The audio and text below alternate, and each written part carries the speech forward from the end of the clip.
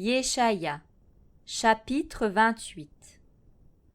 Malheur à la couronne orgueilleuse des ivrognes d'Éphraïm, dont la glorieuse beauté n'est qu'une fleur fanée sur le sommet de la vallée fertile, à ceux qui sont frappés par le vin.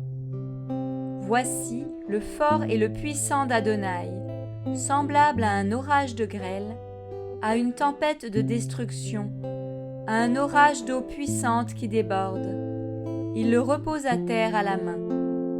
Elle sera foulée aux pieds, la couronne orgueilleuse des ivrognes d'Éphraïm. Et la glorieuse beauté qui est sur le sommet de la vallée fertile ne sera qu'une fleur fanée. Ils seront comme les fruits précoces avant l'été. Aussitôt que celui qui regarde les voit, à peine sont-ils dans sa paume qu'il les dévore. En ce jour-là, Yahweh Tsevaout sera la couronne de beauté et le diadème de gloire pour le reste de son peuple, et l'esprit de jugement pour celui qui siège au jugement, et la force de ceux qui dans le combat repousseront l'ennemi jusqu'à la porte. Mais eux aussi, ils se sont égarés à cause du vin, et ils chancellent à cause des boissons fortes.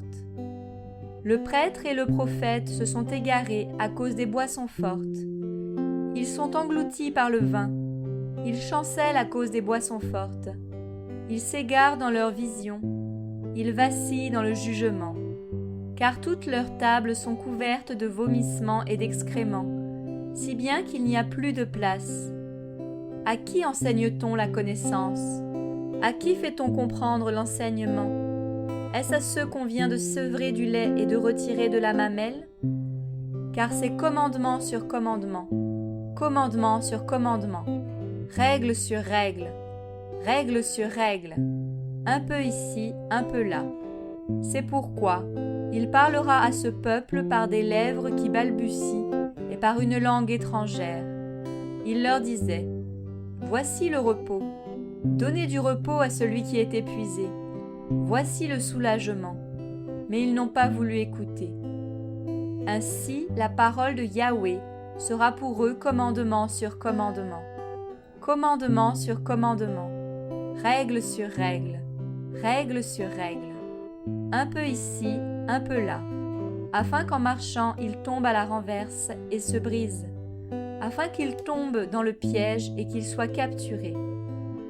C'est pourquoi, écoutez la parole de Yahweh, vous, hommes moqueurs, qui dominez sur ce peuple qui est à Jérusalem.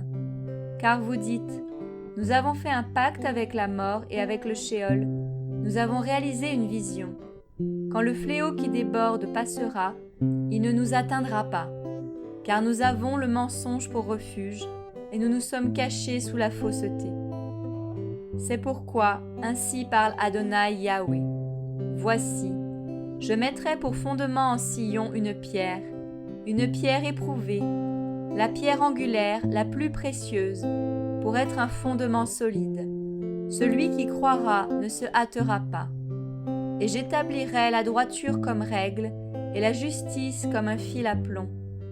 La grêle détruira le refuge du mensonge, et les eaux submergeront votre abri. Et votre pacte avec la mort sera détruit. Votre vision avec le Sheol ne tiendra pas. Quand le fléau qui déborde passera, vous serez piétinés par lui. Chaque fois qu'il passera, il vous emportera, car matin après matin il passera, pendant le jour et pendant la nuit. Ce sera la terreur que d'en comprendre le bruit. Car le lit sera trop court, et on ne pourra pas s'y étendre, et la couverture trop étroite pour s'en envelopper. Car Yahweh se lèvera comme à la montagne de Pératsim, et il sera ému comme dans la vallée de Gabaon pour faire son œuvre étrange, et pour faire son service étrange. Maintenant, ne vous moquez plus, de peur que vos liens ne soient renforcés. Car j'ai entendu que la destruction est décrétée par Adonai Yahweh Tsevaout contre toute la terre. Prêtez l'oreille et écoutez ma voix.